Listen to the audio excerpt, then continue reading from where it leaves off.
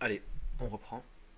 Alors, avant toute chose, faut que vous sachiez qu'il y a eu un petit problème parce qu'en fait j'ai upload la partie 4 comme étant la partie 5. Donc je me suis totalement trompé et je n'ai pas gardé la partie 4.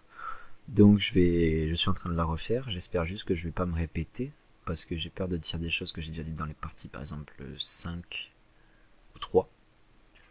Donc voilà, je vais la faire, mais si vous m'entendez me répéter, vous savez pourquoi. Donc dans cette partie 4, si je me souviens bien, je parlais des tendances et des breakouts. Alors, les tendances, il me semble que je reviens un petit peu plus tard aussi dans la partie 5, il me semble. Ouais, c'est ça, à la fin de la partie 5. Mais je voulais revenir. Donc je vais essayer de faire cette vidéo courte parce que de toute façon je vous rappelle que... Alors je vous rappelle, je sais pas si je l'ai déjà dit ou pas, donc je vais pas dire je vous rappelle, mais si je l'ai pas dit et que vous le savez pas, je vous déconseille de trader les tendances. Pourquoi? Parce que les ranges sont beaucoup plus faciles à trader et les tendances beaucoup plus difficiles en fait. Ça peut paraître contradictoire, paradoxal, parce qu'une tendance théoriquement c'est quelque chose comme ça, hein, c'est quelque chose comme ça, voilà. Donc t'as des gains vite,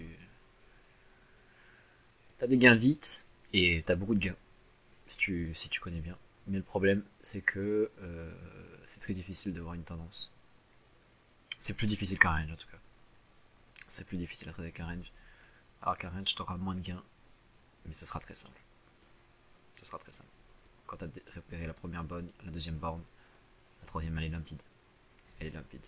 Comme je vous l'ai dit, prenez votre Fibo, hop, vous le mettez, prenez les valeurs que je vous ai dites. Et voilà, c'est magique. Donc, hop, on va revenir sur notre tendance.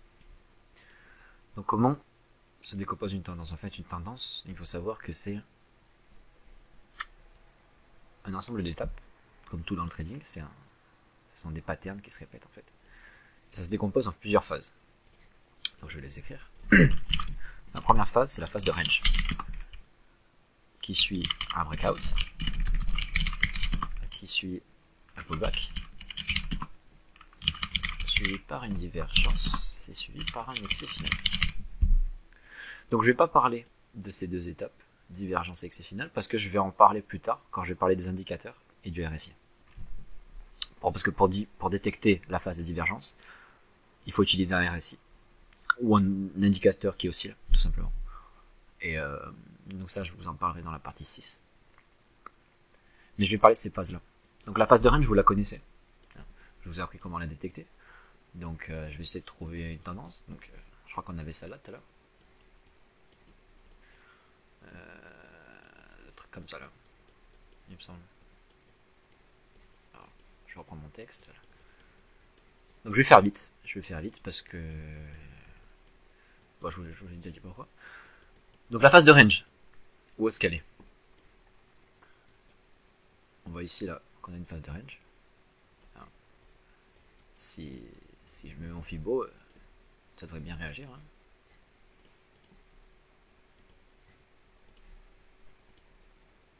Mince. Hop, hop. Vous voyez, on rebondit ici, hop, on rebondit ici. Regardez la clôture, comme elle est belle. File en dessous. Et là, qu'est-ce qu'on a? Un breakout. Donc, on a bien cette phase-là. Le range, on l'a. Breakout, hop, on l'a ici. Pullback, on est en train de l'effectuer, on l'a bien ici. On voit que dans le breakout, il y a du volume dessus, supérieur à la moyenne, donc ça c'est super. Normalement, le breakout devrait être bon. Et on a notre phase de tendance qui arrive. Hop, hop, hop, pullback, et hop, hop, hop, hop, hop, hop, hop, on se casse la gueule. Arrive la phase de divergence, c'est cette phase-là.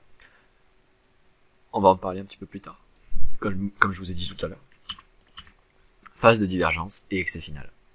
Voilà, fin de la tendance. Donc il n'y a rien de compliqué, mais à trader c'est vraiment pas simple. C'est vraiment pas simple. Donc c'est pour ça que je vous invite à trader les ranges plus que les tendances. On va essayer d'en trouver une autre.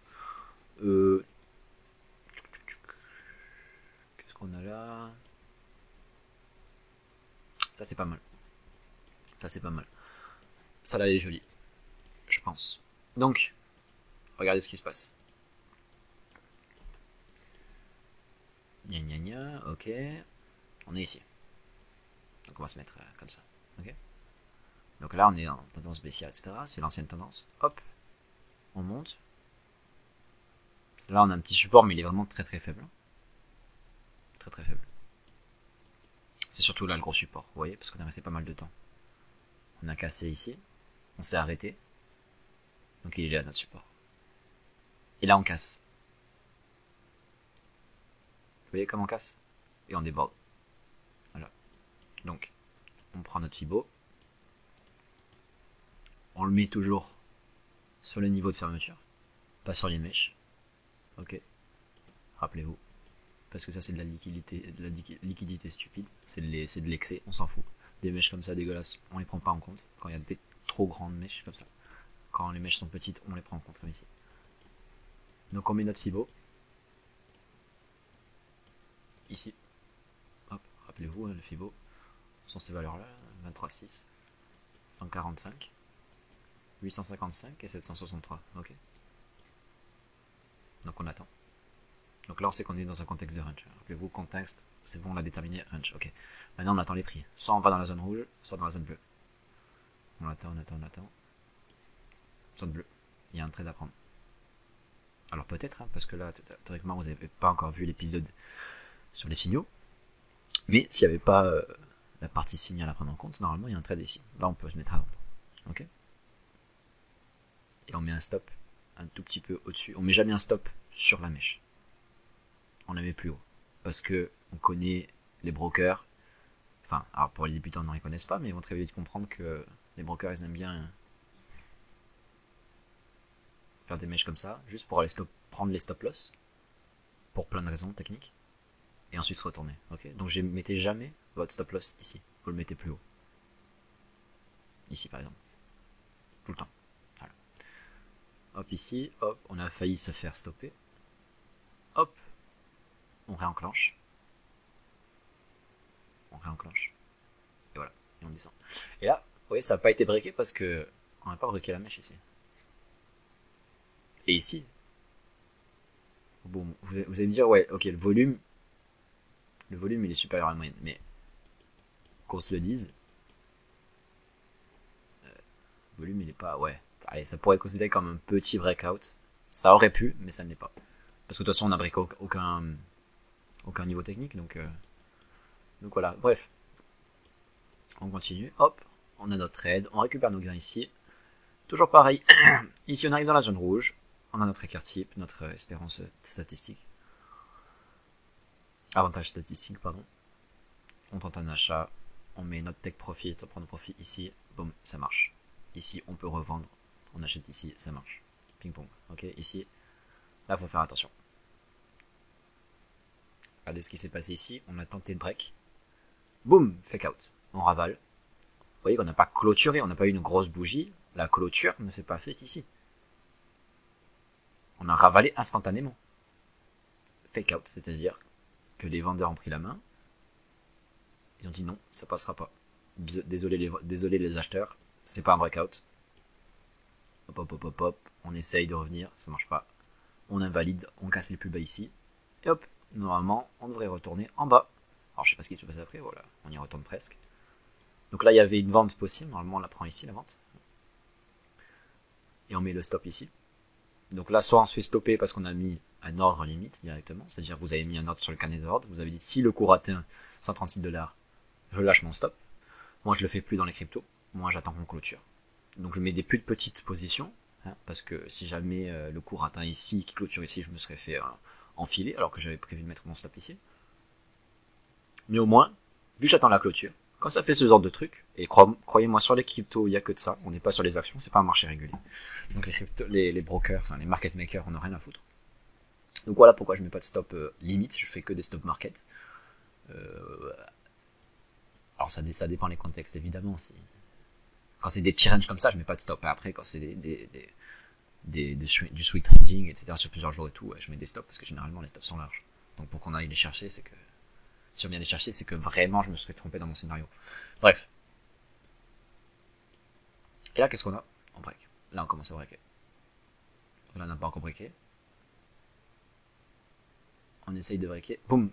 Vous voyez là, la mèche, elle est plus valide. On casse bien comme il faut. On a notre clôture.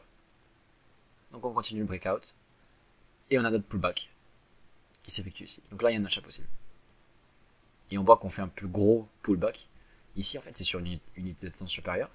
Parce qu'il faut savoir que c'est possible de le faire sur une unité de temps supérieure. Enfin, je veux dire, le range était valide hein, sur l'unité de temps supérieure. Donc on fait notre pullback. Vous voyez, on vient bien toucher les closes ici des bougies. Et on y va. Rappelez-vous, c'est quoi une tendance? C'est un range, un breakout, un pullback. La tendance, la divergence. Ici la divergence, on la voit. Alors vous savez pas ce que c'est, mais vous apprenez ce que c'est. Et l'excès final. Et voilà. Et normalement on prend nos profits ici, on cherche pas à comprendre. Ça peut monter plus haut, c'est monter plus haut. Mais normalement on cherche pas à comprendre. Voilà. On a déjà fait, normalement à ce stade-là, on a pris un trade sur le pullback. Donc, pardon, le pullback est ici. Hop, hop, take profit, voilà. Normalement, on a pris notre profit ici et on a mis notre stop en dessous. Voilà. Parce qu'on estime que si on commence à revenir ici, etc., c'est plus un pullback, là c'est une réintégration du range, donc on s'est totalement trompé. Et voilà. On a misé 1 pour gagner 8. C'est génial, non? Donc voilà pour ça. Donc après, là c'est du 4 heures, hein. Mais en daily, peut-être qu'on avait les conditions. Alors attendez, je crois qu'on était ici, non c'est pas ça? Enfin bref, on va pas épingler toutes les toutes les tendances qu'il y a eu sur Ethereum ou sur les autres actifs, mais voilà un exemple, vous avez un bon exemple là de tendance. Donc j'espère bien vous avoir un peu éclairé sur qu'est-ce que c'est les tendances et comment on joue avec les breakouts, est-ce que c'est un fake out ou pas. Et